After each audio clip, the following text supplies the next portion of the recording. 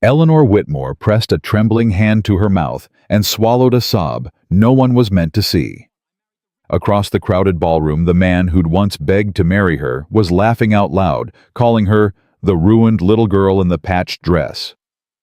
She would not cry, not here, not in front of him. What none of them knew, what not one soul in that glittering room could guess, was that the wedding band hidden beneath her glove belonged to the most powerful man in America. Subscribe now and stay with me to the end of this story, and tell me in the comments what city you're watching from, so I can see how far Eleanor's story has traveled tonight. Eleanor Whitmore gripped her aunt's arm tighter than she meant to. "Don't make me go in, Aunt Margaret. I'm begging you." "You will walk through that door, Eleanor Whitmore, and you will walk through it with your head up. They'll tear me apart. They already have child. There's nothing left for them to take.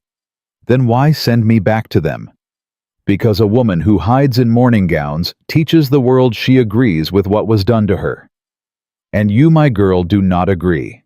Now move." Eleanor closed her eyes for one breath. Just one. Long enough to remember her father's voice, the last thing he'd ever said to her before the fever took him. "Don't you let them bury you twice, Eleanor. Once with me is enough." She opened her eyes. "All right," she whispered. "All right, Aunt. I'll go." Her cousin Caroline bounced forward on the toes of her slippers, too young to understand that half the women inside would sooner cut Eleanor dead than speak her name. "Cousin, you look wonderful. Truly. The pale blue has been altered twice, Caroline, and everyone in there will know it." "Then let them know it," Margaret Reed said sharply. "Let them look at that dress and choke on what they did to get you into it." Eleanor almost laughed. It came out a broken thing, half cough, half breath, but it steadied her.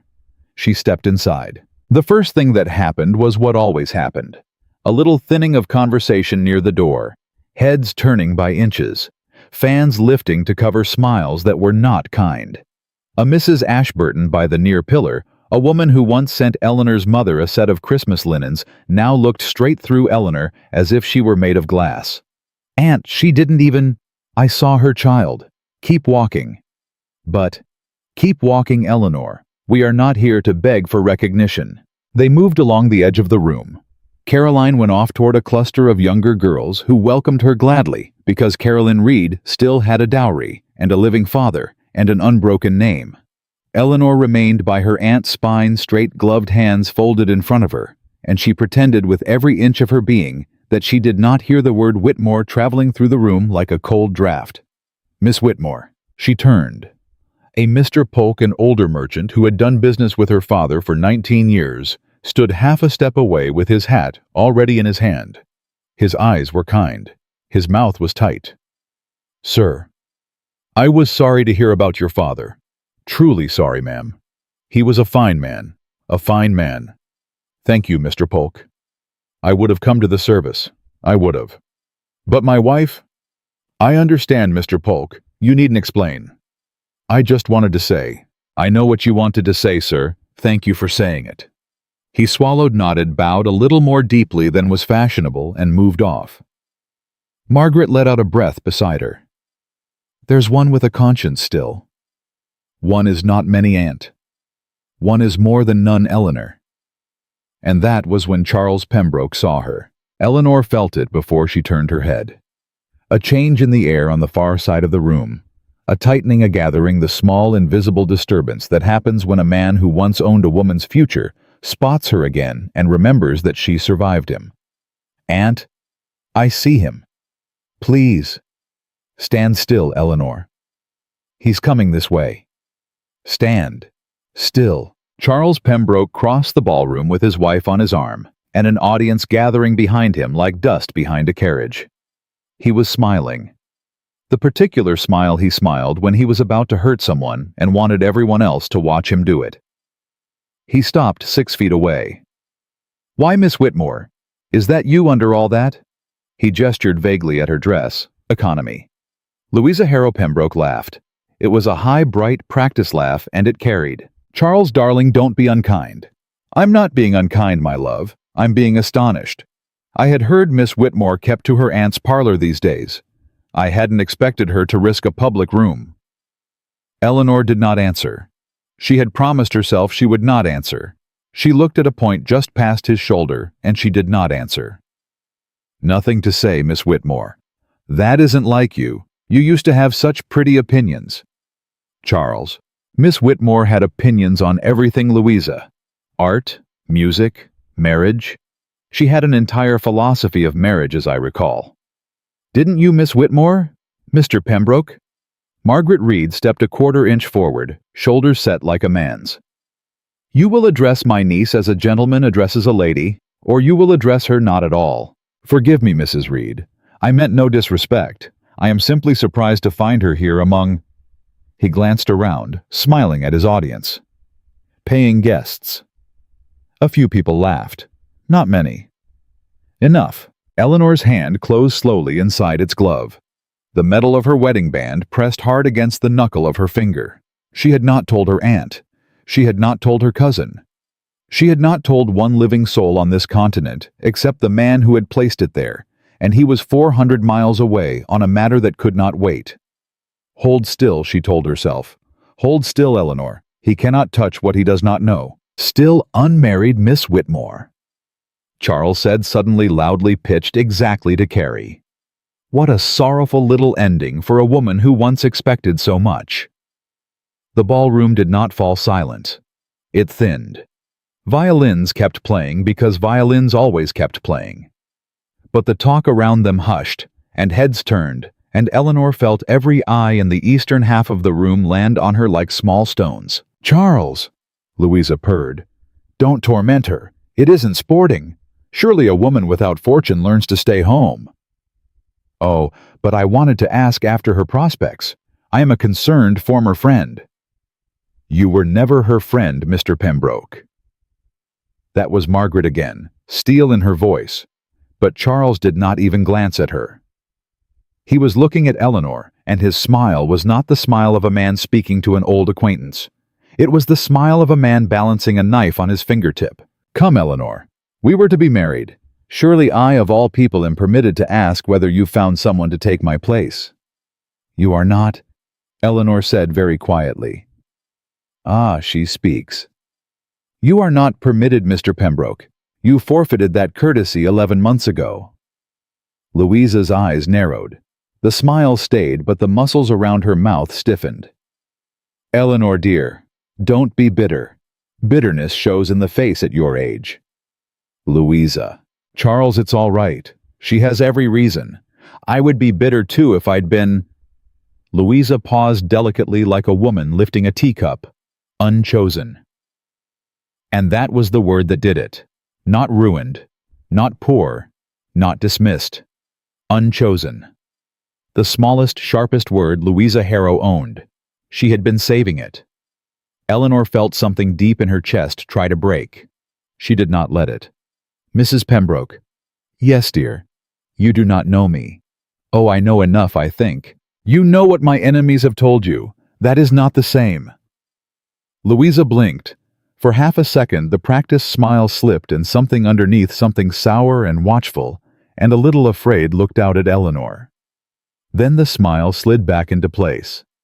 Charles, darling, she's being so brave. Isn't she? Truly, it's almost touching. Charles stepped closer. One step. Enough. Eleanor, listen to me. I speak now as a friend, a true friend, the truest friend you have left, perhaps. You are no friend of mine, Mr. Pembroke. Eleanor, please. You always did believe feeling could outrank money. America has been correcting that error for you ever since, has it not? The laughter that went through the nearest circle of listeners was not loud. It was worse than loud. It was knowing. Eleanor's throat closed. Her eyes burned. She did not let the tears form.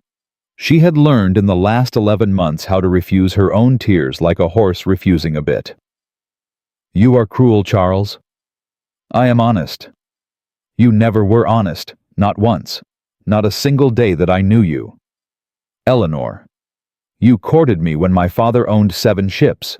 You left me the week the insurers posted notice on the Boston paper. Don't speak to me of honesty. That is not. It is exactly what it was. And everyone standing in this circle right now knows it is exactly what it was. So don't stand there in a room full of people you hope to impress and tell me you left for my reputation's sake. You left for the dowry I no longer had." A hush went out around them in a slow ring. Somewhere, a woman whispered, "Good God," not in sympathy, but in the tone of a person who smells a scandal about to bloom. Charles's face did something complicated. The smile did not fall. It simply hardened into a mask of it. His eyes went bright and wet and furious. "Mrs. Reed," he said without taking his gaze off Eleanor, "you ought to take your niece home. Clearly the evening has unsettled her nerves." "My niece's nerves are better than yours, Mr. Pembroke." "Mrs. Reed." "Step back, sir. You are standing too close to a lady who never wanted to see your face again." Louisa laughed a small silver laugh meant to pretend this was all still a joke. "Charles, come away. Let the poor thing—" "I am not a poor thing, Mrs. Pembroke." "Of course not. Dear, I am Miss Whitmore.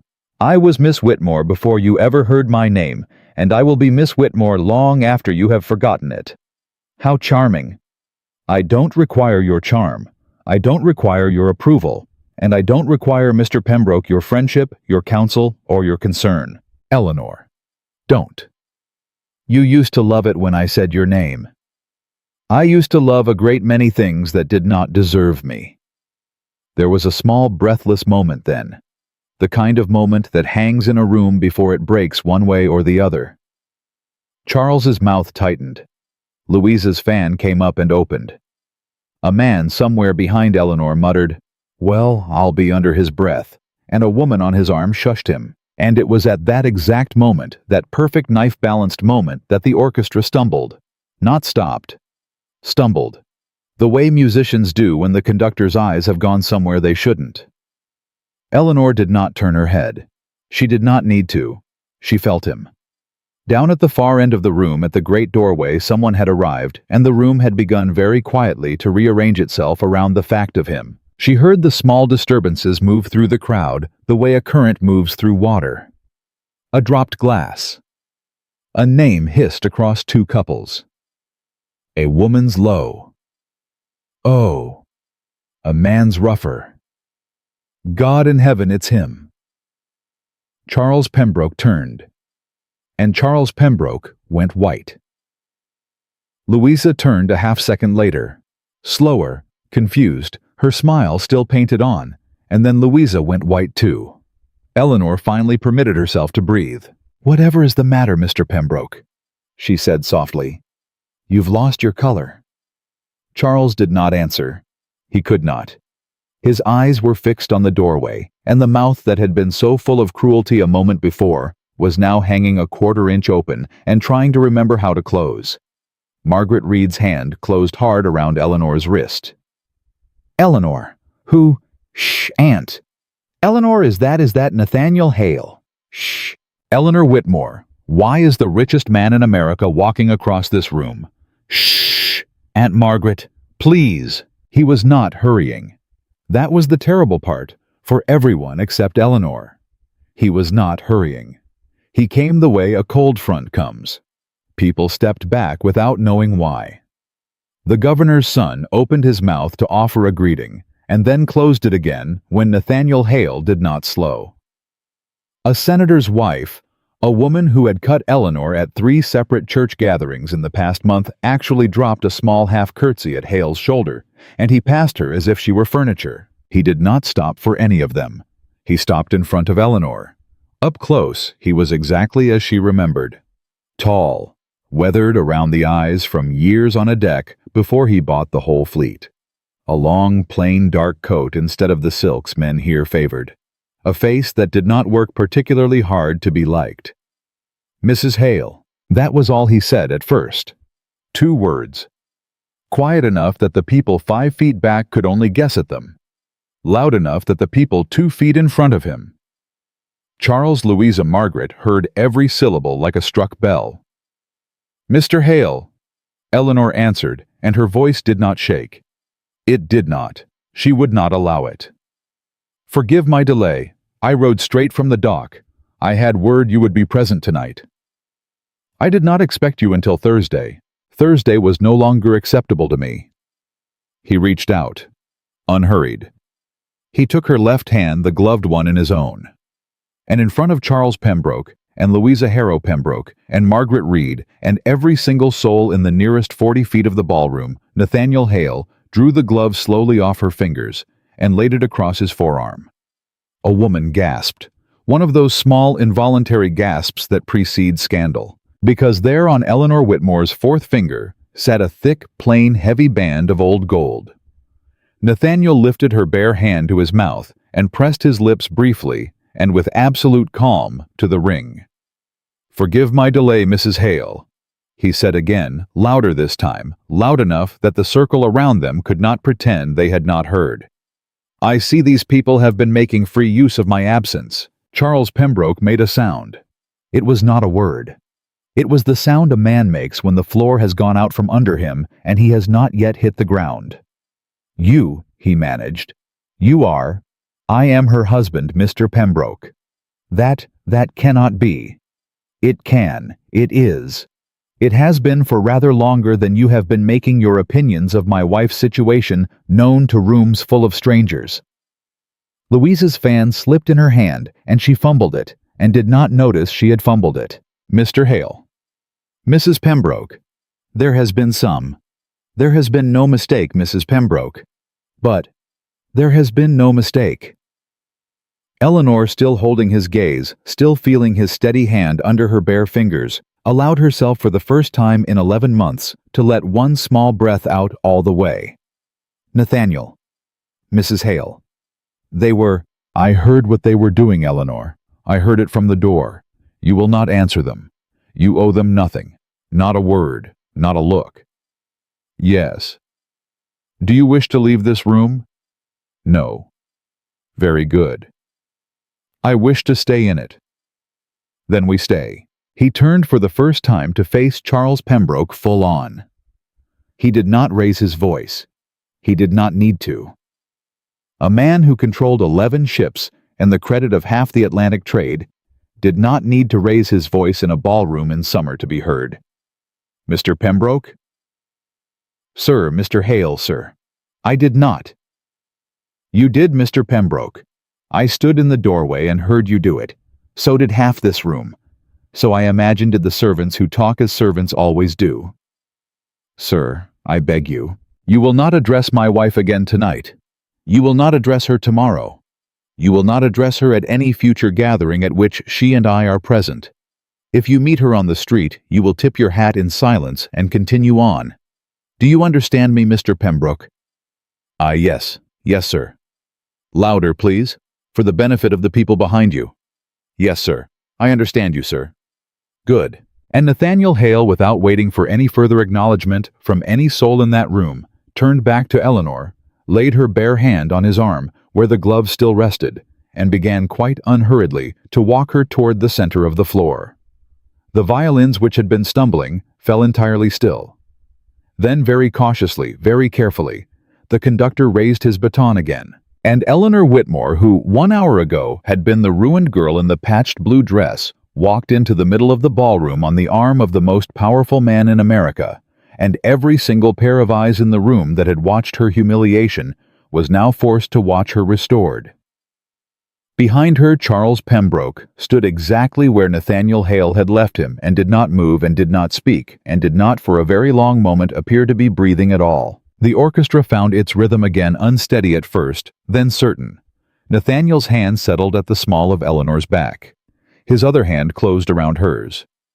"Breathe, Mrs. Hale." "I am breathing." "You are not. You are holding your breath the way a woman holds a secret. I've held this one for a long while. 11 months. 11 months, 2 weeks and 4 days. You counted. I counted every single one. So did I." She looked up at him then, and for the first time all evening, something in her face gave way. Not tears. Something quieter than tears. A small, trembling recognition that he had come back exactly when he said he would, the way he had promised her in a parlor 11 months ago, when she had not yet learned to believe promises. "Nathaniel." "Yes." "He said I was unchosen." "I heard him." He said, "I heard him, Eleanor, and he will answer for every word of it before the summer ends. But not tonight. Tonight we dance." "I don't remember how to dance." "Yes, you do. I haven't been to an assembly in—" "You were taught by a French master at the age of 9. You do not forget such things. Your feet remember." "How do you know I was taught at 9? "I know a great deal about you, Mrs. Hale." "Since when?" "Since longer than you would believe if I told you." And as her feet against her own expectation began to move in the old patterns she had thought buried with her father, her mind went where minds go when the body is finally allowed to remember. It went backward. It went all the way backward to a morning almost 2 years ago before any of this was possible. Her father had been alive then. Jonathan Whitmore, sitting at the long breakfast table in the Whitmore house on Pearl Street, reading the morning shipping report and humming a hymn under his breath. He had looked up at Eleanor and smiled the way only he had ever smiled at her, the smile of a man who believed his daughter was the best work of his life. "Eleanor, child, sit, eat." "I'm not hungry, Papa." "Nonsense. You're in love. Women in love must eat double. Everybody knows that." "Papa, everybody. Well-documented fact. I read it in the almanac." "You did not." "Sit down, child. Tell me how Mr. Pembroke was last night. Did he behave himself? He was perfect." "Perfect?" "Yes, Papa. Perfect." What does mean?" "It means a man is never perfect, Eleanor. A good man is a great many fine things, but perfect is not one of them. Perfect is a costume." "Papa, you never liked him." "I never trusted him, child. Those are different complaints. You never gave him a chance." "I gave him 22 chances, Eleanor. One for every evening he sat at this table and did not once ask me how my ships were faring. A young man who means to marry my daughter ought at least to feign interest in the thing that feeds her." "He's only shy of business." "He is not shy of business. He is bored by conversations that do not concern his advancement. There is a difference." "Papa, you will think about what I've said, Eleanor. That is all I ask. Think." She had thought. Not hard enough. Not long enough.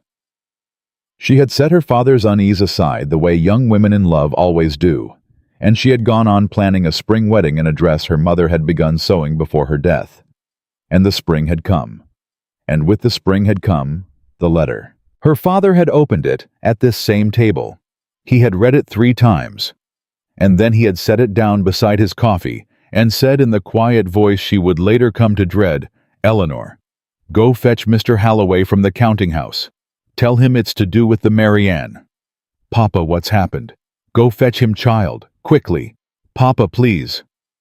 "The Marianne is lost off the Bermudas, Eleanor. All hands, all cargo. Fetch Mr. Halloway." She had fetched him. She had run, in fact, all the way to the counting house in shoes not made for running, and she had delivered the news in a voice that did not sound like her own. And Mr. Halloway had come, and he had stayed until midnight, and at midnight her father had stood at the window of his study and said without turning around, "It is only one ship, Eleanor. We have lost ships before. We will lose them again. This is the nature of the business." "Yes, Papa. Do not write to Mr. Pembroke of this. I will not have my daughter courted out of pity." "No, Papa. Promise me." "I promise." 6 weeks later, the Caroline Wren was taken by private raiders off the Carolinas.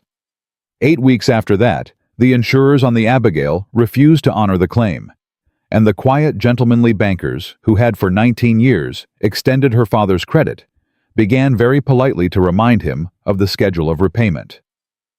And in the parlors along Pearl Street and Broadway, the word began to move. Whitmore is shaky. Whitmore is slipping. Whitmore cannot meet his notes.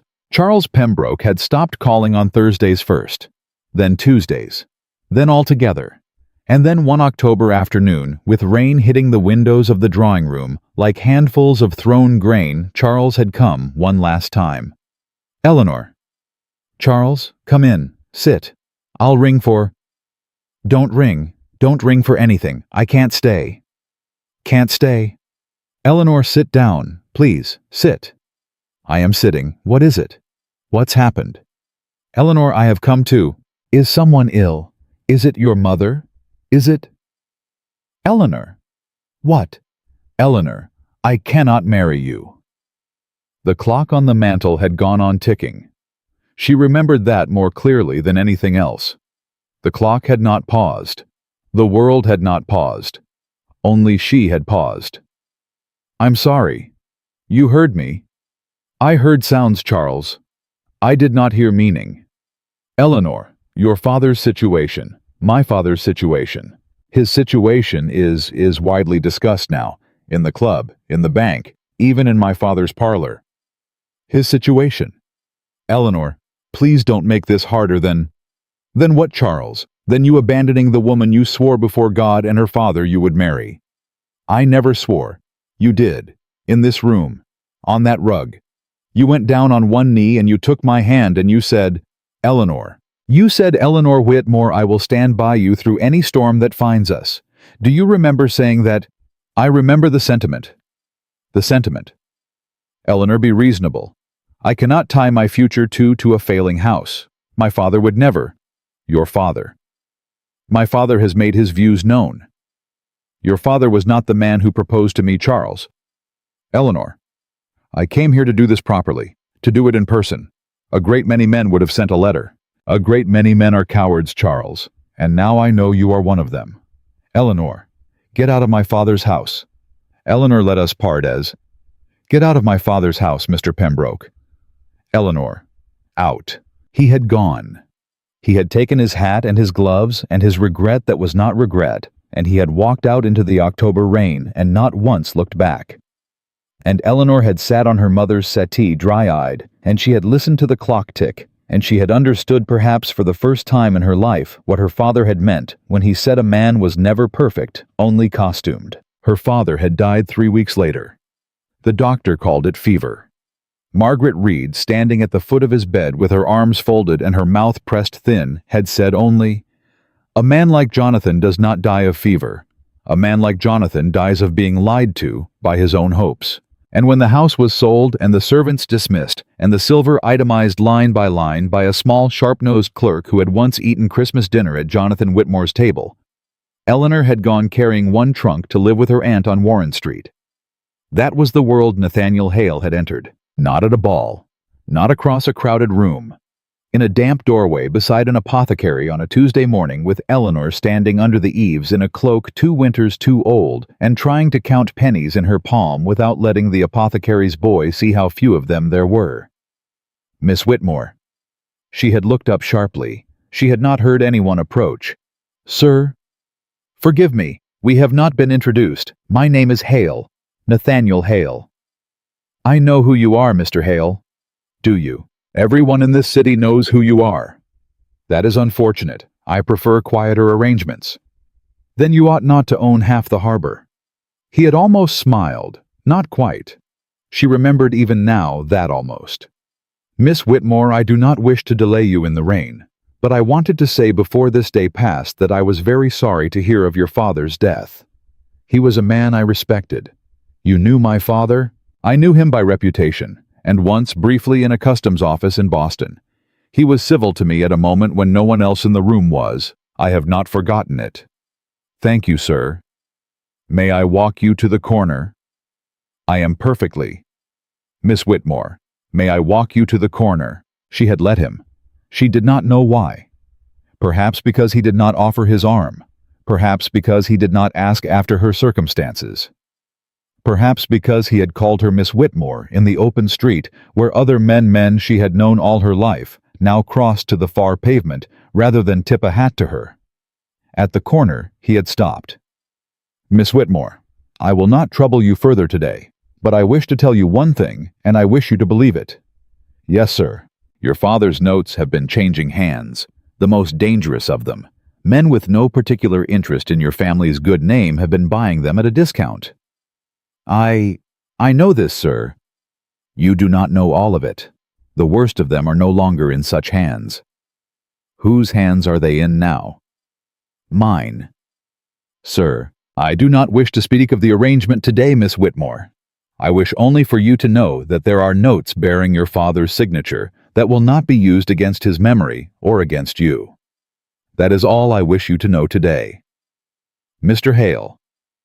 Good morning, Miss Whitmore. Mr. Hale. Why? Good morning. And he had tipped his hat, and he had walked away, and she had stood on the corner with her small coins forgotten in her palm, and she had not known for a long moment whether to be grateful or afraid. It had taken him 4 months to ask her. 4 months of letters delivered through her aunt. 4 months of correct, sober visits in Margaret Reed's front parlor with Margaret herself, seated 3 feet away pretending to knit. 4 months of conversations that never pretended not once that Eleanor was anything other than exactly what she was. A woman who had been high and was now low, a woman whose hand had been refused by a lesser man, a woman whose worth in the eyes of this city now amounted to precisely the value of her aunt's modest house on Warren Street. He had never pretended she was anything else. That was the thing. Eleanor. Mr. Hale. I wish to say something to you, and I wish your aunt to hear me say it, because I will not have this said in corners. Mr. Hale, Eleanor, let me speak. Yes, I am 35 years old. I am not a handsome man. I am not a charming man. I have made my fortune in ways some would find hard and others would find cold. I have no family living. I have enemies in Washington and more enemies on the docks. I am, by the standards of your former acquaintance, a poor prospect for a woman of your education. Mr. Hale, let me finish. Yes, I have loved you, Miss Whitmore, since the evening I first saw you across your father's dining room at the age of 21. You did not see me. I was a guest of Mr. Halloway's, seated at the far end of the table, and you were seated at your father's right hand. You did not once boast that evening. You did not once speak cruelly of an absent person. You corrected a serving girl's mistake in such a way that only the girl and I noticed you had corrected it, and the girl thanked you with her eyes. I told myself on the carriage home that I had seen a woman I could one day love, and I have not been able to tell myself otherwise since. Mr. Hale. Marry me, Eleanor Whitmore. Nathaniel. Marry me, not because you are ruined, not because you have nowhere else to go. Marry me because I will spend every year of the rest of my life standing between you and the kind of men who do what Charles Pembroke did to you. Marry me because I cannot bear to walk the streets of this city knowing you are somewhere in it and not mine. Margaret Reed across the room had put down her knitting for the first time in 4 months. Eleanor. Aunt. Say yes, child. Aunt, say yes. For once in your life, say yes to a man who deserves the word. She had said yes. They had married 3 weeks later quietly in a small chapel outside the city, with only Margaret and 2 clerks of Nathaniel's household as witnesses. He had slipped the heavy gold band onto her finger, and he had told her quietly that it had belonged to his mother. Nathaniel. Yes. I don't know how to be anyone's wife. You will learn. I don't know how to be your wife. Then we will learn it together, but not yet. Not yet. Eleanor, listen. I must ride south within the week. There are matters, trade matters, political matters that I cannot delay. My enemies will use our marriage against me if they learn of it before the negotiations close. They will use you against me. They will whisper that I married a bankrupt's daughter to cover some scheme of mine. They will try to break you first because you are the newer target. How long? 6 months, perhaps 8. 8 months. You must wear the ring under a glove. You must tell no one, not your cousin, not an old school friend, no one. My aunt knows. Your aunt is a fortress, no one else. And in that time, Eleanor, you will go on being Miss Whitmore in public. You will go on enduring what you have endured. I know what I am asking. I know what it costs you. And I am asking it anyway. Why? Because when I come home, Eleanor Hale, I will come home to stay. And I will not come home to a wife whose safety I bargained for a deal. Do you understand me? Yes. Then give me your word. You have my word. He had ridden out 3 days later, and Eleanor had gone on living in her aunt's house on Warren Street, and going to the apothecary, and going to church, and sitting through dinners where women who had once kissed her cheek now passed her the salt without meeting her eye, and she had worn his ring under her glove, and she had not spoken his name aloud in any room where it might be overheard, and she had counted the days. 11 months, 2 weeks, 4 days. On a Wednesday afternoon in June, a letter had come unsigned in a hand she knew at once. Eleanor, I ride north within the week. Expect me sooner than expected. Wear the pale blue on Saturday evening. Go where your aunt tells you to go. Do not be afraid. N. She had not been afraid until she had walked into that ballroom, and now on the dance floor with her bare hand in his, and the whole of New York watching them, and Charles Pembroke standing somewhere behind her, too stunned to move. Nathaniel Hale tightened his grip very slightly on her waist and leaned his head the smallest fraction toward hers. You are trembling, Mrs. Hale. Yes. Is it fear? No. What is it? Nathaniel, I think it is relief. 11 months and 2 weeks of relief. And 4 days. And 4 days. Nathaniel. Yes. They will come for us now. Charles, Louisa, the Harrows, the papers. They will not forgive what happened here tonight. No, they will not. What do? We let them come, Eleanor. We let them come. And when they come, we will be ready for them in a way they have not troubled to be ready for us. Nathaniel? Yes. I am very glad you came home. So am I, Mrs. Hale. So am I. The music ended. Nathaniel did not release her hand. Walk with me, Mrs. Hale. Where? Back across this room, slowly, so that every soul in it must look at you and remember what they did. Nathaniel, I don't know that I can.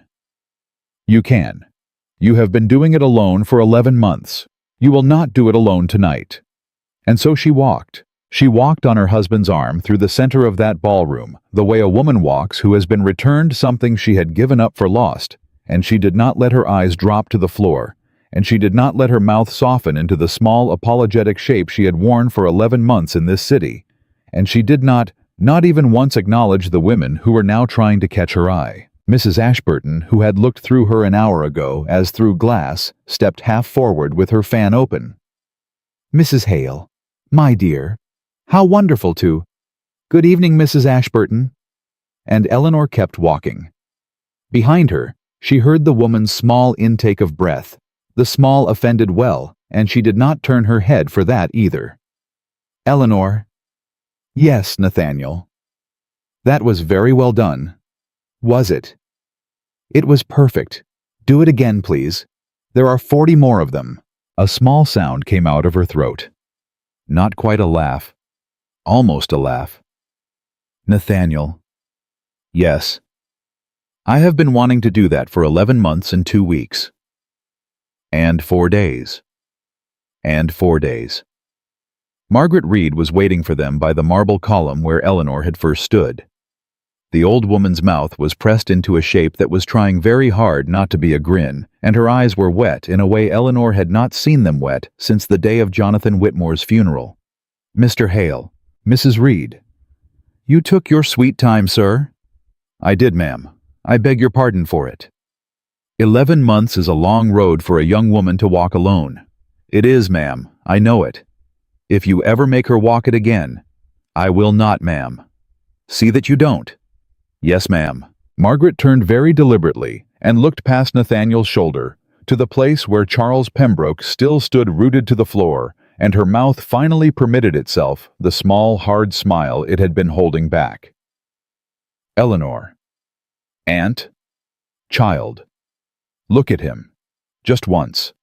Look at him, and then never look at him again. Eleanor looked. Charles Pembroke was the color of ash. His wife was at his elbow saying something urgent and low into his ear, and he was not hearing her. His eyes were fixed on Eleanor with the wide, stupid, hunted look of a man who has just understood that the ground he has been standing on his whole life is not the ground he thought it was. Eleanor looked at him for the space of one full breath, and then she turned her head away and did not look again. Good girl, Margaret murmured. Good girl. Across the room something shifted. One of the senator's wives, a Mrs. Van Horn who had cut Eleanor 3 times in the past month, began to move toward them, with a smile already assembling itself on her face. Nathaniel saw her coming. He said without turning his head, "Mrs. Reed, would you be so kind as to intercept that woman?" "With pleasure, Mr. Hale." "Do not be polite." "Mr. Hale, I have not been polite since 1806. Margaret walked off to head Mrs. Van Horn off at the second column, and Eleanor felt the first real breath of the night fill her lungs all the way down. "Nathaniel." "Yes." "I want to leave." "Not yet." "Nathaniel, please." "Eleanor, listen to me. If we leave now, they will tell the story their way by morning. We stay 1 hour, no more.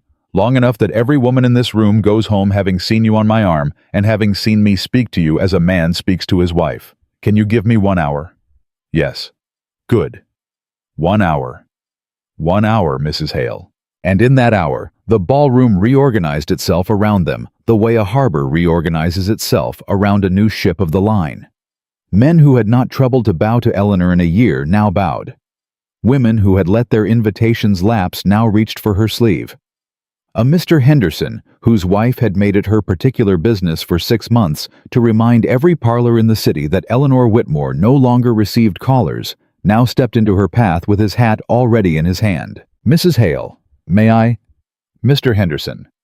"Mrs. Hale, I wish to say—" "Mr. Henderson, how is Mrs. Henderson this evening?" She is quite well, thank you.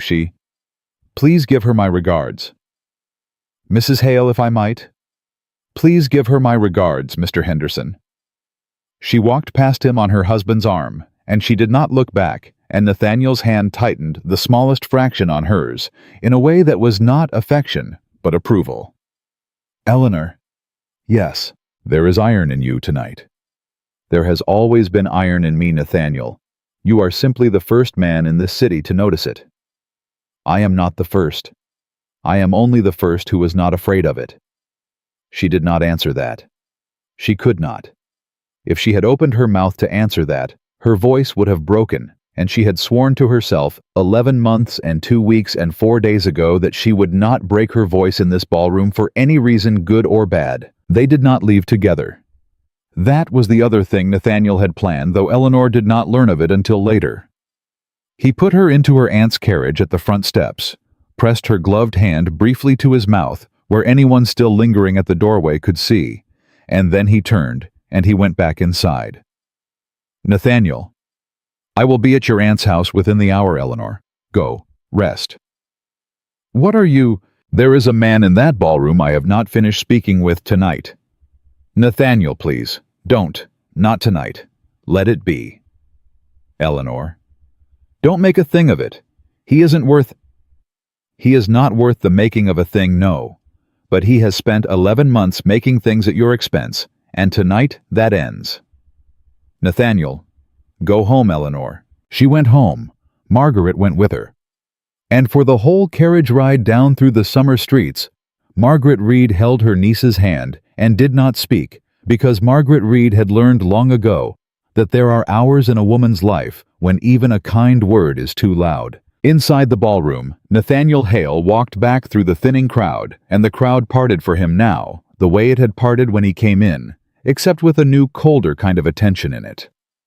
Every man and woman in that room understood by now that a thing had happened tonight they would be telling their grandchildren about, and they wanted to see whether there was more of the thing left to happen.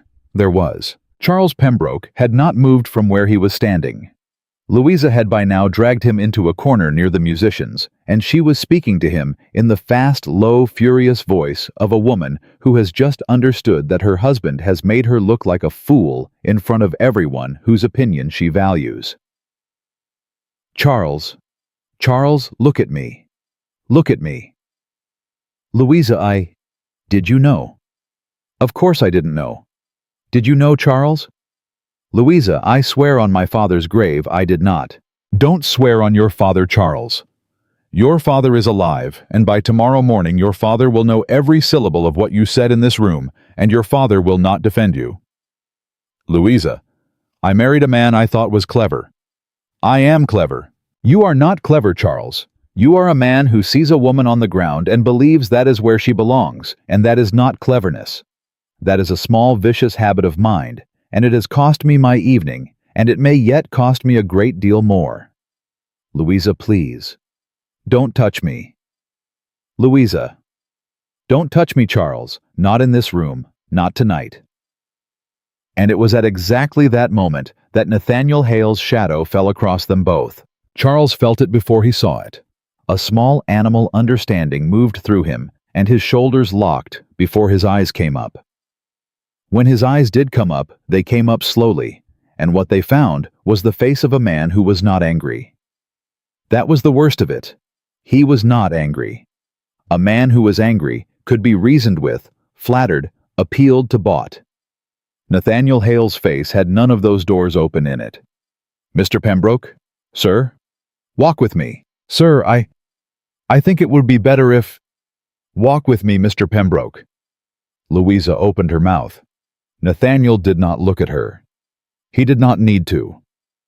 He said without turning his head a quarter of an inch in her direction, Mrs. Pembroke, your husband and I will be gone from this room for the space of 10 minutes. You will wait here. You will not follow. Is that understood? Mr. Hale. Is that understood, Mrs. Pembroke? Her fan snapped shut. It is understood, Mr. Hale. Thank you. And he walked Charles Pembroke out of the ballroom into one of the small private anterooms off the main corridor, and he closed the door behind them. Sir, Mr. Hale, sir, I beg you before you say anything, I did not know. I did not know she was... Be quiet, Mr. Pembroke. Sir. Be quiet. Sit down. I would rather stand. Sit. Down, Mr. Pembroke. Charles sat. Nathaniel did not. He crossed to the small sideboard, poured himself a single finger of brandy from a decanter that did not belong to him, considered it for a moment, and then set it down without drinking. Mr. Pembroke. Yes, sir.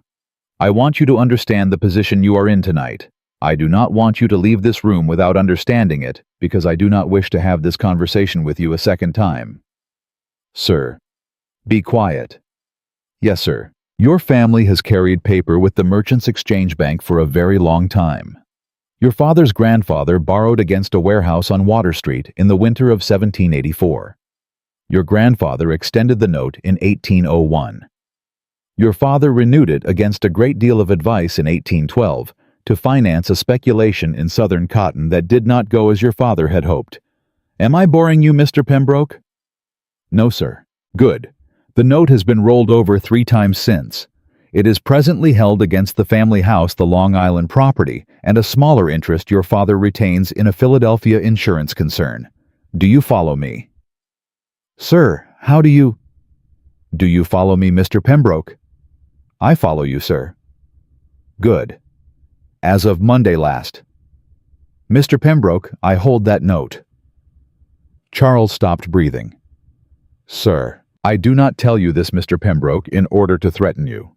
If I wished to threaten you, I would not tell you anything at all. I would simply act, and you would learn of it by way of a clerk at your father's door. I tell you this because I want you to understand when you go home tonight exactly how wide the gap has become between the position you imagine yourself to occupy and the position you actually occupy. Mr. Hale. I have not finished. Yes, sir. You stood in a public ballroom tonight, Mr. Pembroke, and you humiliated my wife. You did so for sport. You did so before witnesses. You did so knowing she was alone, and knowing she had no brother, no father, and no friend in that room who dared raise his voice on her behalf. Is any part of that account inaccurate? Sir, I did not. Is any part of that account inaccurate, Mr. Pembroke? No, sir. It is accurate, sir. Good. Now you will listen to me. Yes, sir. You will go home tonight. You will not sleep. In the morning, you will write to my wife. You will write a letter of apology in your own hand, containing no justification, no explanation, no reference to your own circumstances, and no appeal to hers. You will write only that you were wrong. You will send that letter to Mrs. Reed's house on Warren Street before noon. You will not expect a reply. You will not receive one. Is that clear? Yes, sir. Second, you will not mention my wife's name in any public room again. You will not mention my name in any public room again. If you are asked about us by anyone in any setting, you will say, I am not acquainted with Mr. and Mrs. Hale, and you will change the subject. Is that clear?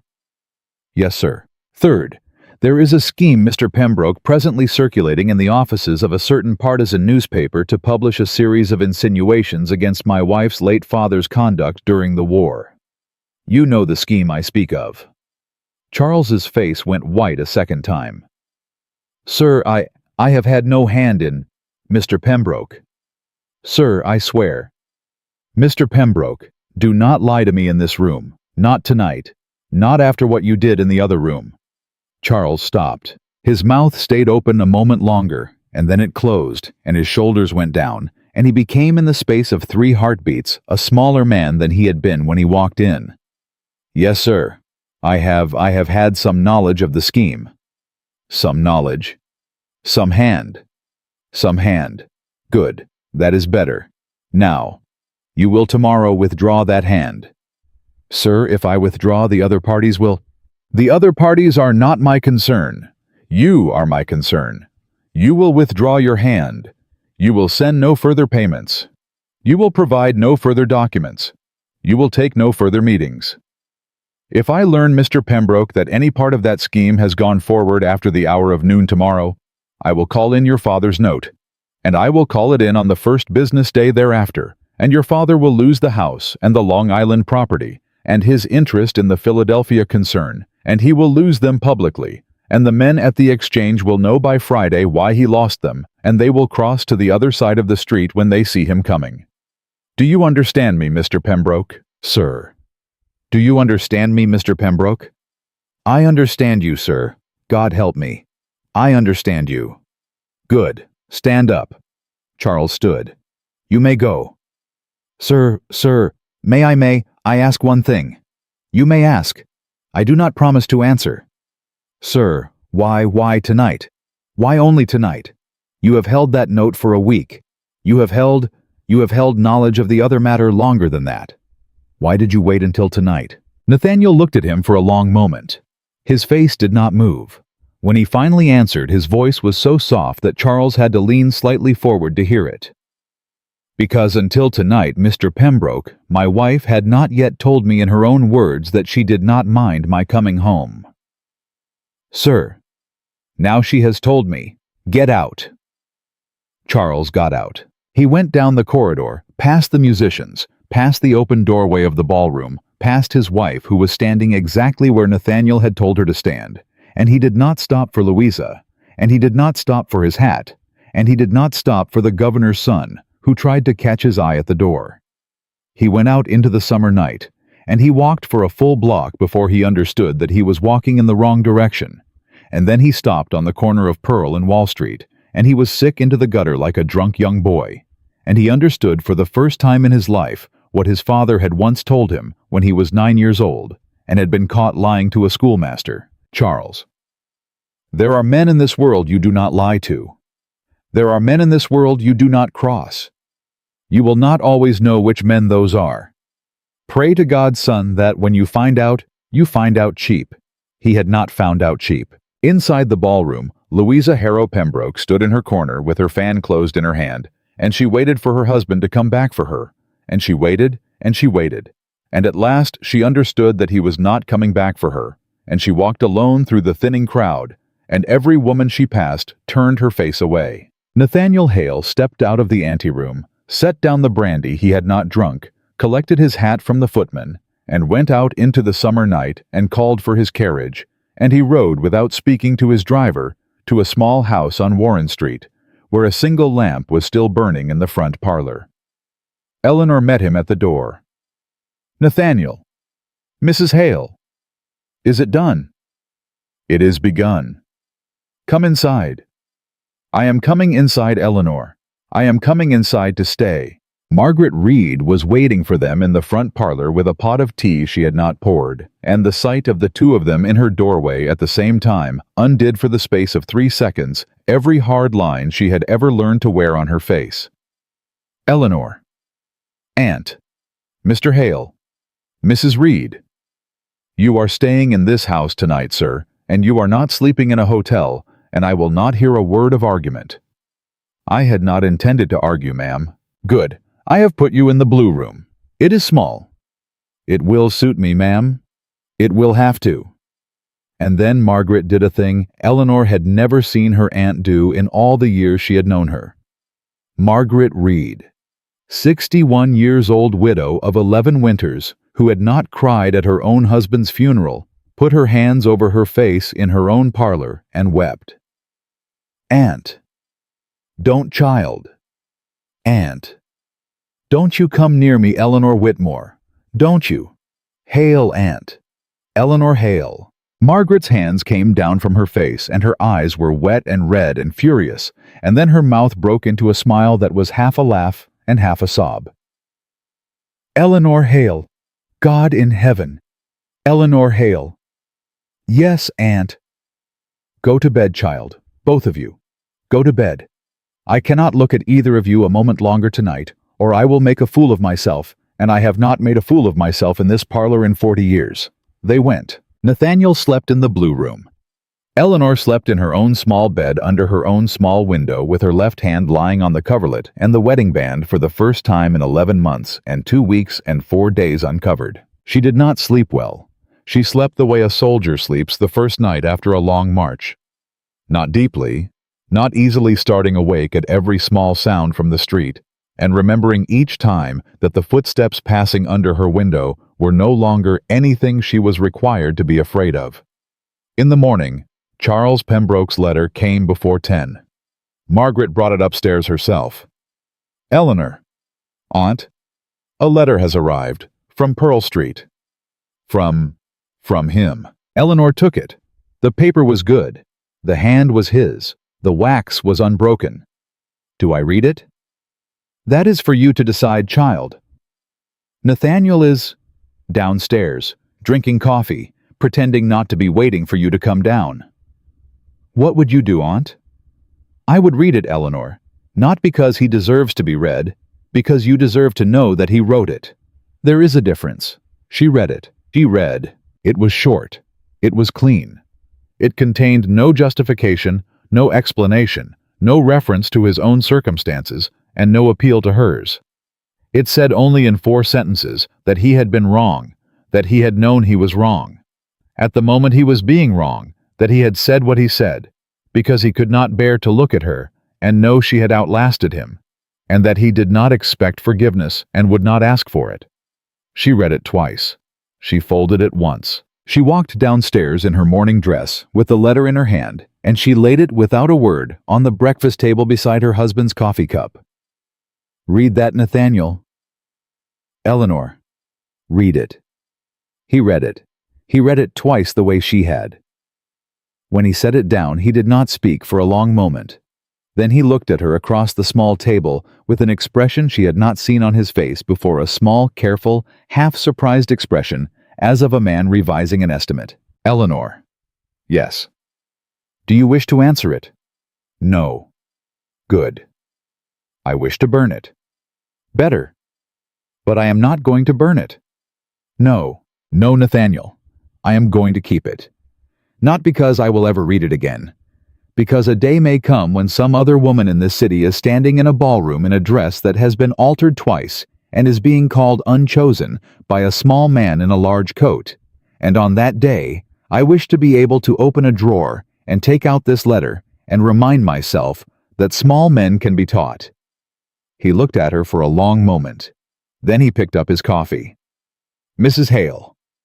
Yes, there is iron in you this morning. There is iron in me every morning, Nathaniel. You are simply seeing me in better light. He almost smiled. Not quite. She was learning already to love the almost. The invitations began arriving on Tuesday. Not a trickle. A flood. By Friday evening, Margaret's small hall table in the front of the house on Warren Street could no longer hold them, and Margaret had moved them to the dining room sideboard, and by Monday of the following week, she had moved them again to a lacquered tray in the back parlor, because the sideboard could no longer hold them either. Eleanor. Aunt. There is a card from Mrs. Van Horn. Throw it away. There is a card from Mrs. Ashburton. Throw it away. There is a card from the Stuyvesants. Aunt, I know, child, I know. I am only telling you. Throw them all away. Eleanor. All of them, Aunt. Eleanor, listen to me. You cannot throw all of them away. You are a Hale now. You have a position. You cannot refuse every door in this city. I can refuse the doors of every woman who looked through me in March. Eleanor. Aunt, not yet. I am not ready yet. Give me a week. Give me 2. Let them wait. They will not like being made to wait. Good. Margaret's mouth twitched. Child, I believe you are going to do very well in this life. Nathaniel came and went. He was in the city, less than Eleanor had imagined he would be once he was home. He had a great deal to repair. He had been 400 miles south for a long time, and the men who had been trying to pry apart his business while he was gone now had to be spoken to one by one and made to understand that he was back. He rose before dawn. He rode down to the wharves. He was in and out of the counting houses on Water Street. He came home for supper most evenings. He did not always come home for supper. When he could not, he wrote a short note and sent it up by a boy from the dock, and the note always said the same thing. Eleanor. Not home tonight. A matter at the warehouse. Do not wait. N. She never waited. She also always was awake when he came in. On the 10th day after the ball, Louisa Harrow Pembroke came calling.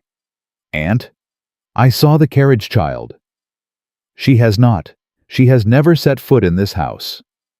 She is setting foot in it now. Aunt, I will not.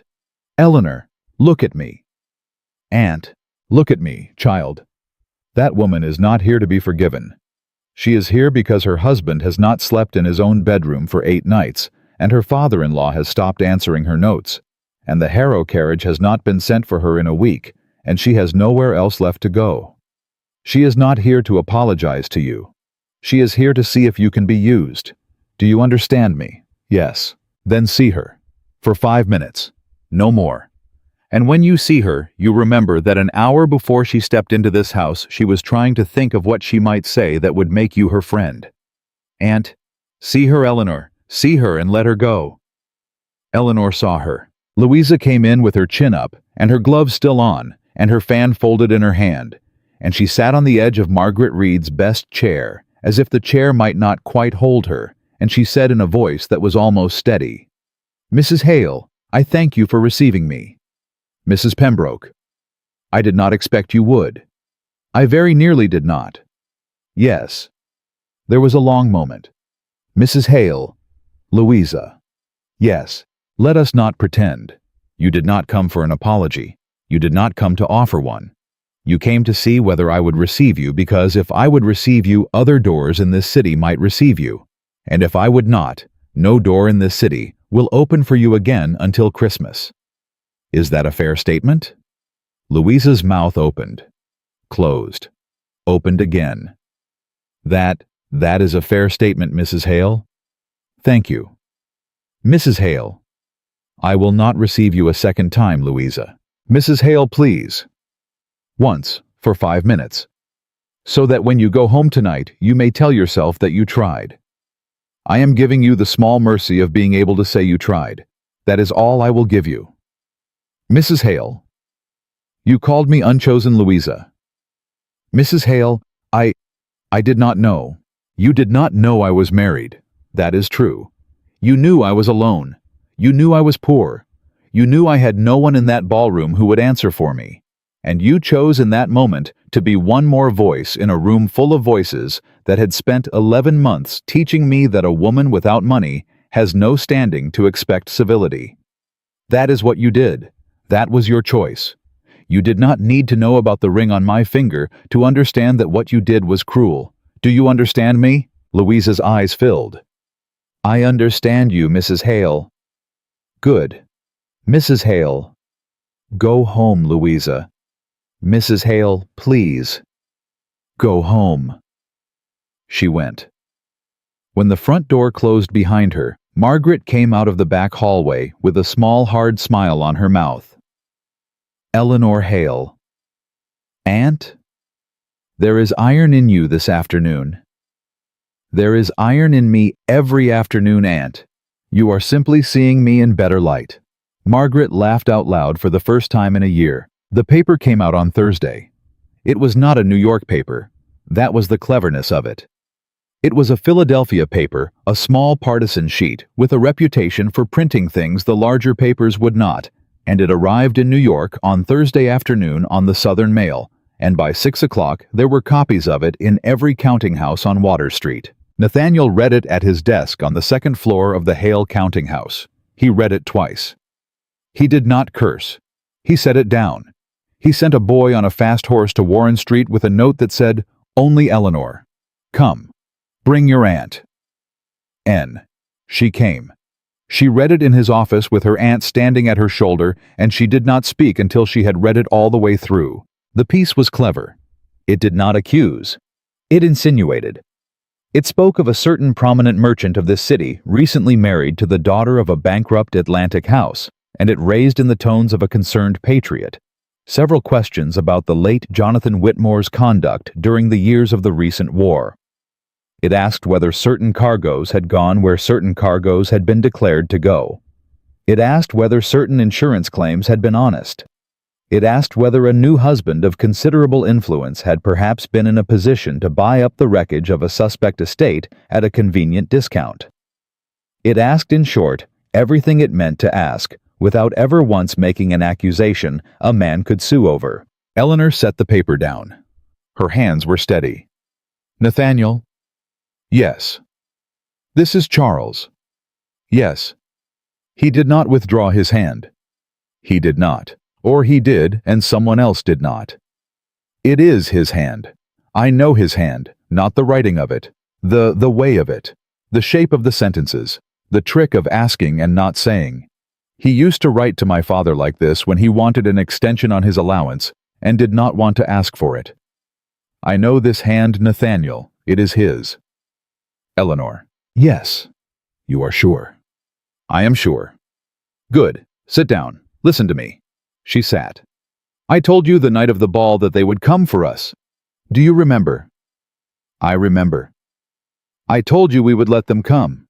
Do you remember? I remember. They have come. This is the shape of it. There will be more. There will be worse. They will not stop at the late Mr. Whitmore. By next week, they will have something about me. By the week after, they will have something about your mother. This is how it is done. A man like Charles does not throw a single stone. He pays to have a bag of them thrown one at a time from a window he does not stand in. Nathaniel. Eleanor, listen. I am not afraid of this paper. I am not afraid of the next paper. I am not afraid of a dozen papers. What I wish to know before we go 1 inch further is whether you are afraid. She thought about it. She thought about it longer than he expected her to. When she spoke, her voice was low and even. I was afraid in March. I was afraid in April. I was afraid every morning from June through October. I was afraid the night of the ball before I knew you were coming. I do not have very much afraid left, Nathaniel. I have used most of it up. What I have left is something else. What is left, Eleanor? Anger. Good. Is it? It is the better fuel, Mrs. Hale. Fear runs out on the second day. Anger, if you keep it clean, will burn as long as you need it. Then we keep it clean. We keep it clean. Nathaniel. Yes. How do we answer this? We do not answer it, Eleanor. Not the paper. Not in print. We do not write a letter to the editor. We do not pay some other editor to write a letter for us. That is what they want. They want us arguing in print with a small Philadelphia sheet, because when a Hale argues in print with a small Philadelphia sheet, the sheet has already won, whether the Hale is right or wrong. Then how? We answer it underneath. We go to the clerk who sold the originals. We go to the broker who carried the paper to Philadelphia. We go to the small nervous man who set the type in the basement, and we ask him who paid him and when, and we ask him politely, and we pay him well to tell us the truth. And then we go quietly to 3 or 4 men in this city whose opinion in the exchange is worth more than every printed page in Philadelphia, and we show them what we have learned, and we let them decide in their own parlors what Mr. Charles Pembroke is worth to them. That is how this is answered, Eleanor. Not in public. Under it. Nathaniel. Yes. I know the clerk. He looked at her. He looked at her a long moment. Say that again, Eleanor. I know the clerk. The one who went through my father's papers when the house was sold. A small man. Thin. A cold in his nose every winter. His name is Peter Willis. He was at our house for 3 days after my father died, and he took an inventory of every scrap of paper in my father's study. And he told me, Nathaniel, that he was sorry for my troubles. I remember thinking at the time that no one had said that to me in a week. And Willis now works in the counting house of Mr. Harrow, Louisa's father. There was a long silence in the office. Nathaniel Hale did something then that Eleanor had not seen him do in all the weeks she had known him. He laughed. It was a short laugh, not very kind, but it was a laugh. Mrs. Hale. Yes. You have just done in 2 minutes what 4 of my men have been trying to do in 6 days. I have. You have. Then we begin with Peter Willis. We begin with Peter Willis. Nathaniel. Yes. He will not speak to you. He is afraid of you. Every clerk in this city is afraid of you, and a frightened clerk will tell you nothing useful. Then whom does he speak to, Eleanor? He will speak to me. Eleanor. He will speak to me, Nathaniel. He sat in my father's study for 3 days. He ate bread in my aunt's kitchen. He was kind to me when no one else was being kind. He will speak to me. Let me go to him, with Aunt Margaret. Not to your counting house. To a bench in a small park in the middle of an afternoon where nobody can see a Hale carriage at the door. Let me go to him. Nathaniel looked at Margaret. Margaret looked back at Nathaniel. Mr. Hale? Mrs. Reed. She is right. I know she is, ma'am. She has been right about every small human matter in this room for 11 months. It is time, Mr. Hale, for you to begin trusting that. I am beginning to, ma'am. Good. Eleanor. Yes. Go to him, tomorrow, in the afternoon, with your aunt. And when you come back, you tell me every word he said in the order he said it, and we will decide, you and I together, what to do next. Is that agreed? It is agreed. Mrs. Hale. Yes, Nathaniel. You are not the woman I married 11 months ago. No, Nathaniel. No. No. I am the woman you married. She was always in here. You are only the first man in this city who has given her room to stand up. He looked at her for a long moment across the desk, and he did not say anything more because there was nothing more that needed to be said. In the morning, Eleanor Hale went to find Peter Willis. Peter Willis was sitting on the second bench in from the east gate of the small public garden on Chambers Street, eating a roll out of a paper, and he did not look up when Eleanor sat down beside him. Mr. Willis. He looked up. He went very white. Mrs. Hale, ma'am, Finish your bread, Mr. Willis. Ma'am, I did not. Finish your bread. My aunt and I have come a long way to sit on this bench, and we would like a moment before we begin. He finished the bread. His hand shook. Margaret Reed sat on his other side with her gloved hands folded on top of her reticule and her face arranged in the pleasant, distant expression of a woman who was not listening to a single word being said, and would, if asked, be able to repeat all of them in order. Mr. Willis? Yes, ma'am. Do you remember 3 days after my father died that you came into our kitchen, and my aunt gave you a piece of bread and a cup of coffee, and you said to me over that coffee that you were sorry for my troubles? I remember, ma'am. Did you mean it, Mr. Willis? Ma'am, Did you mean it? I meant it, ma'am. God help me, I meant it. Good. Then you will not lie to me this afternoon. Ma'am. There is a piece in a Philadelphia paper about my father. Ma'am, There is a piece in a Philadelphia paper about my father, Mr. Willis, and the hand that wrote it does not know the business of shipping. The hand that wrote it knows the inside of my father's study. The hand that wrote it knows the date of a note that was renewed in 1812, and the name of a vessel that was sold in 1814, and the name of a clerk who witnessed a signature in the summer of 1815. That hand is not Charles Pembroke's hand, Mr. Willis. Mr. Pembroke never set foot in my father's study after October of that year. The hand that wrote that piece belongs to a man who sat in my father's study for 3 days with an inventory book open on his knees. Do you follow me, Mr. Willis? Peter Willis did not speak. He began very slowly to cry. Mr. Willis. Ma'am. I have not come to ruin you. Ma'am. I have not come to ruin you, Mr. Willis. Look at me. Look at me, sir. He looked. Mr. Willis, I am going to ask you 3 questions. You are going to answer them. You are going to answer them honestly. And when we are done, my aunt and I are going to stand up from this bench, and you are going to finish your day, and you are going to go home to your wife, and nothing is going to happen to you. Do you understand me? Ma'am, if Mr. Harrow learns, Mr. Harrow is not going to learn. If Mr. Pembroke is not going to learn either. Not from me. Not from my husband. Not from anyone who will ever sit beside you on a bench again. Do you believe me, Mr. Willis? Ma'am? Do you believe me? I believe you, ma'am. Good. First question. Who paid you to write the piece? He swallowed. His throat made a small dry sound. Mr. Pembroke, ma'am. Mr. Charles Pembroke. Not Mr. Harrow. Mr. Harrow does not know. If Mr. Harrow knew, I would not be sitting on this bench. It was Mr. Charles, ma'am. Alone. Second question. How much did he pay you? $80, ma'am. 40 on the day I began. 40 on the day the piece went south. I have not spent it, ma'am. I could not. I have it in a drawer. I will bring it to you. I will bring it to Mr. Hale. I will bring it to... Keep it, Mr. Willis. Ma'am. Keep it. I do not want it. My husband does not want it. It is yours now. Buy your wife a good coat before the winter. Ma'am. Third question, Mr. Willis. And this is the one that matters. Will you write down in your own hand on a clean sheet of paper what you have just told me? And will you sign it at the bottom? And will you give that paper to my aunt in the course of the next 2 days?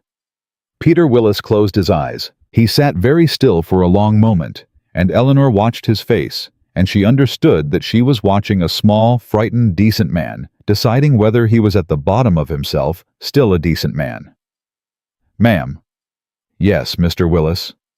I will write it. Thank you, Mr. Willis. Ma'am, I. Thank you, Mr. Willis. Finish your bread. My aunt and I must go. They went. In the carriage on the way back to Warren Street, Margaret Reed did not speak for 7 blocks. When she finally did, she said only, Eleanor. Aunt. I do not know where you learned to do that. I learned it from my father, Aunt. I learned it from the man who used to say that a frightened man is not a bad man. He is only a man who has run out of choices, and that if you give him back one choice, he will almost always make the better one. Your father? Yes, Aunt, my father. Margaret looked out of the carriage window for a long moment. He would be very proud of you today, Eleanor. I know, Aunt. He would be very proud. I know. Peter Willis's paper was in Margaret Reed's hand within 36 hours. Nathaniel Hale did not print it. He did not need to. He took it, and 3 quiet afternoons in 3 quiet parlors on 3 quiet streets in Lower Manhattan, he showed it to exactly 4 men. The first was an old shipowner named Van Zandt, who had been one of Jonathan Whitmore's pallbearers, and who had not crossed the street for Charles Pembroke in 6 months anyway.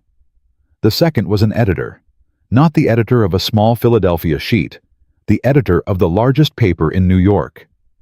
The third was a senior partner of the Merchants Exchange Bank, who had quietly been waiting for Nathaniel Hale to tell him what he should like to do about the Pembroke note. The fourth was Mr. Harrow, Louise's father, in his own parlor, at 4 o'clock on a Wednesday afternoon, over a single glass of brandy that Nathaniel did not drink. Mr. Harrow. Mr. Hale. I believe you will want to read this. What is it? It is a statement in the hand of a clerk currently in your employ, detailing the payments made to him by your son-in-law for the purpose of publishing a defamatory piece concerning my wife's late father in a Philadelphia paper. There was a long silence. Mr. Harrow read. Mr. Harrow read it again. Mr. Harrow set the paper down very carefully on the small table beside him, as if the paper might bite him, And then he looked up at Nathaniel Hale with the tired, furious eyes of a man who had been asking himself for a month how his only daughter had ended up married to a fool. "Mr. Hale. Mr. Harrow. What do you want from me?" "Nothing, sir. Nothing.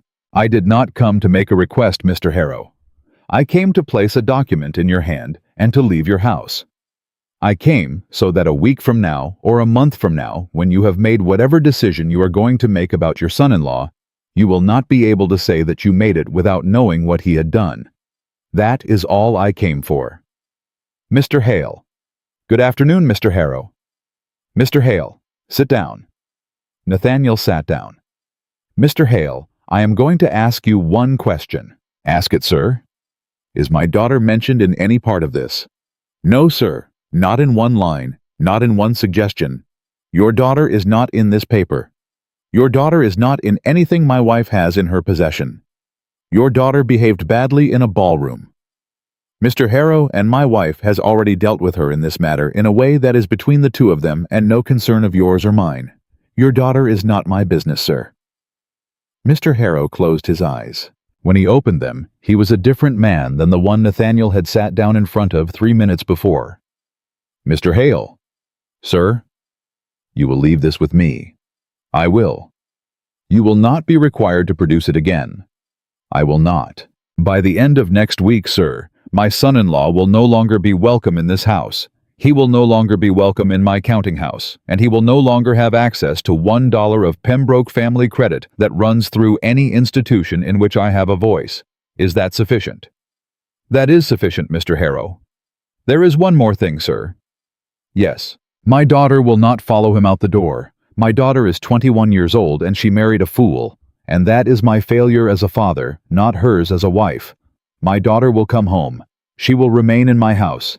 She will in time be quietly separated from Mr. Pembroke on grounds that will not be advertised.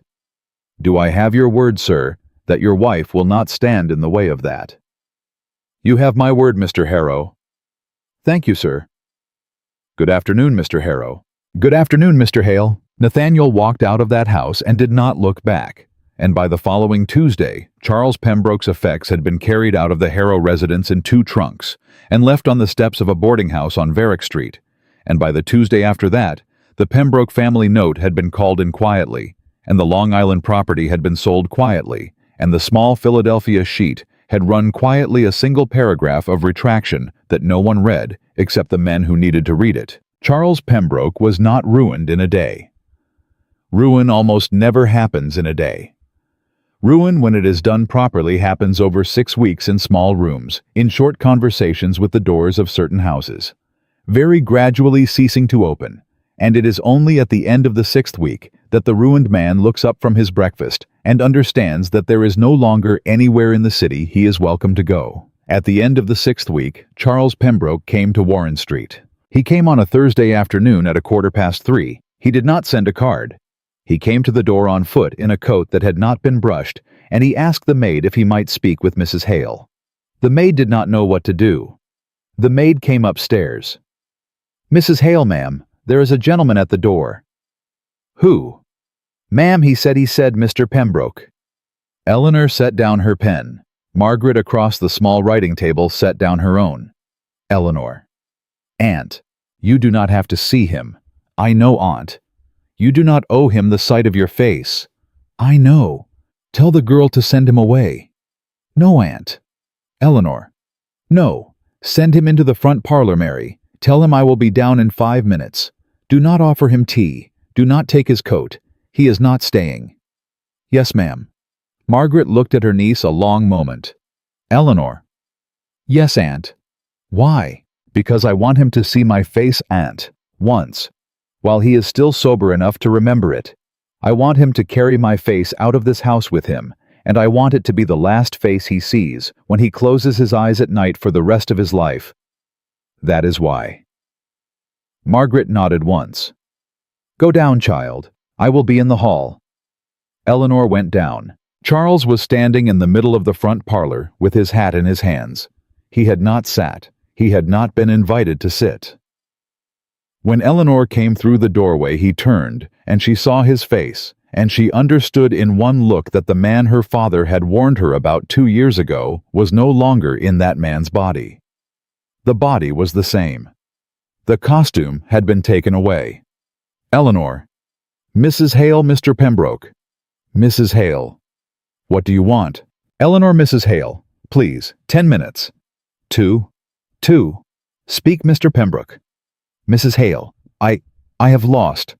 I know what you have lost, Mr. Pembroke. The whole city knows what you have lost.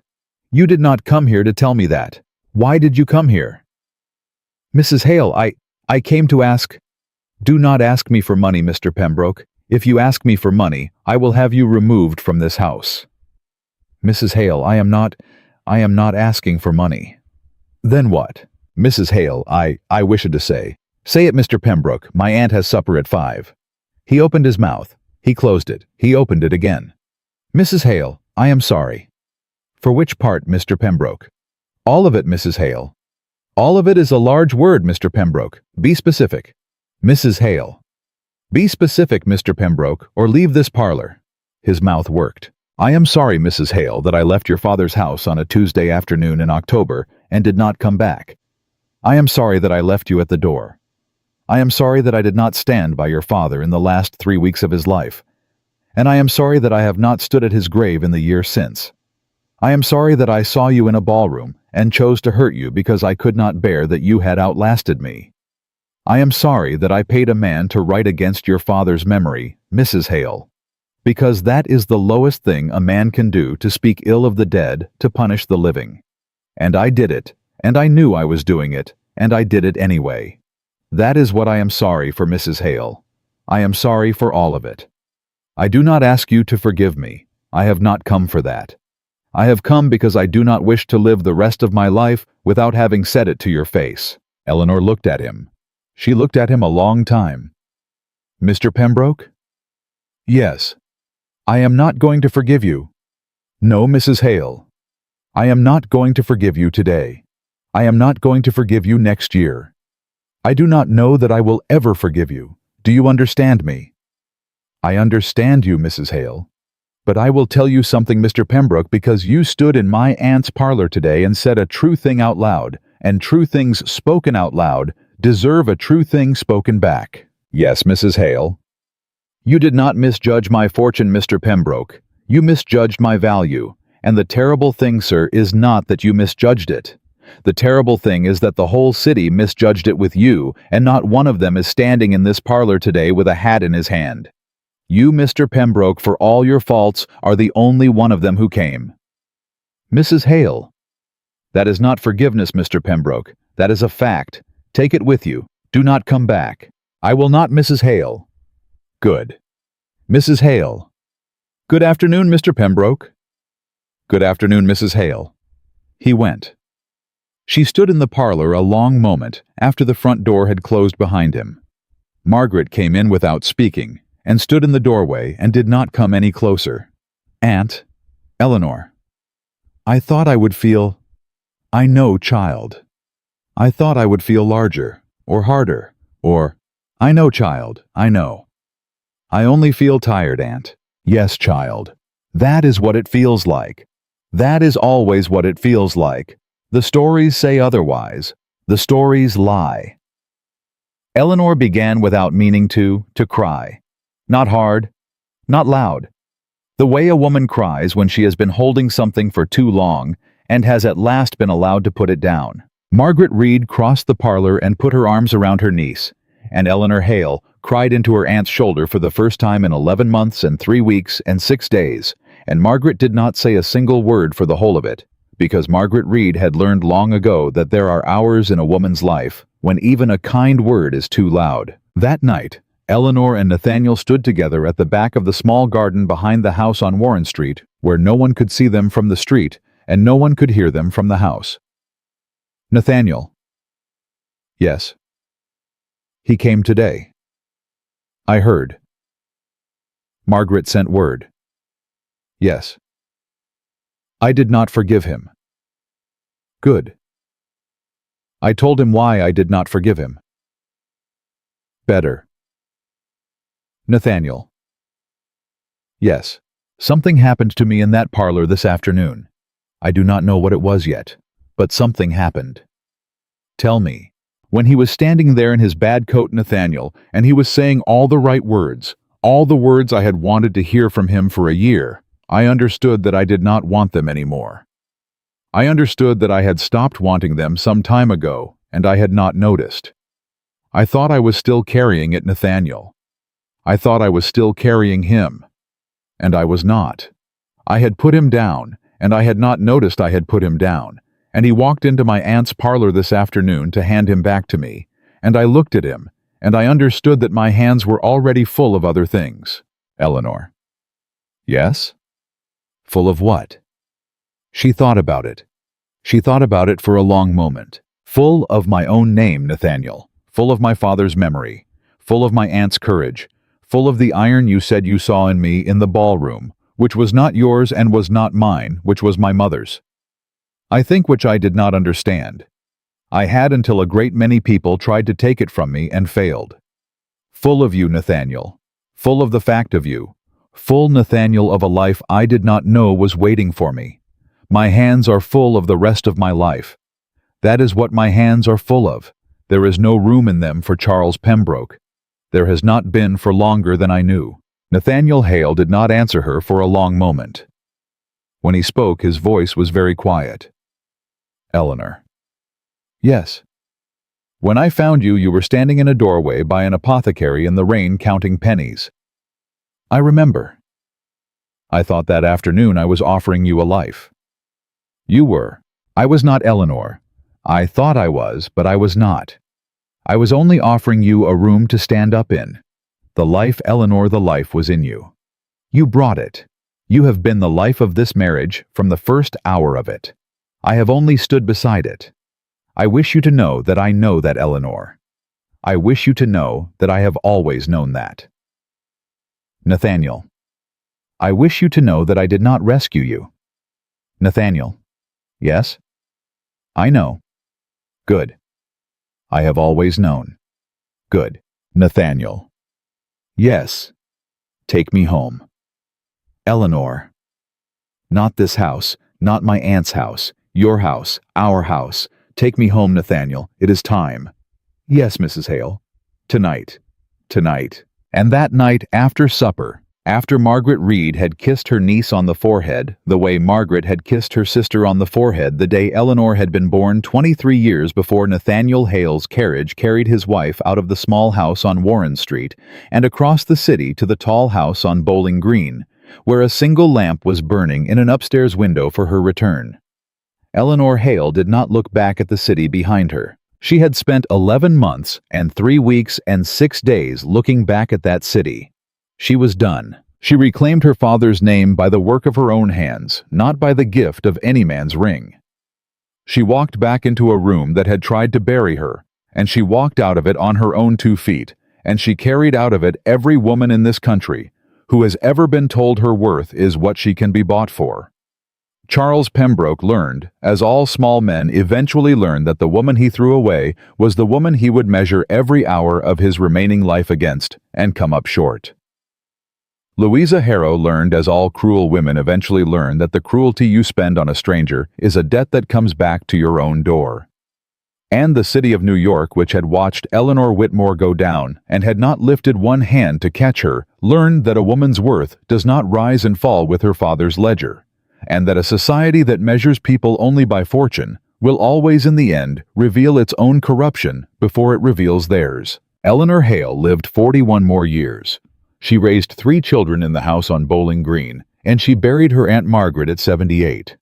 And she stood at her husband's side through 2 financial panics, 1 war, and the slow, steady building of a name that no paper in any city ever dared raise a question against again.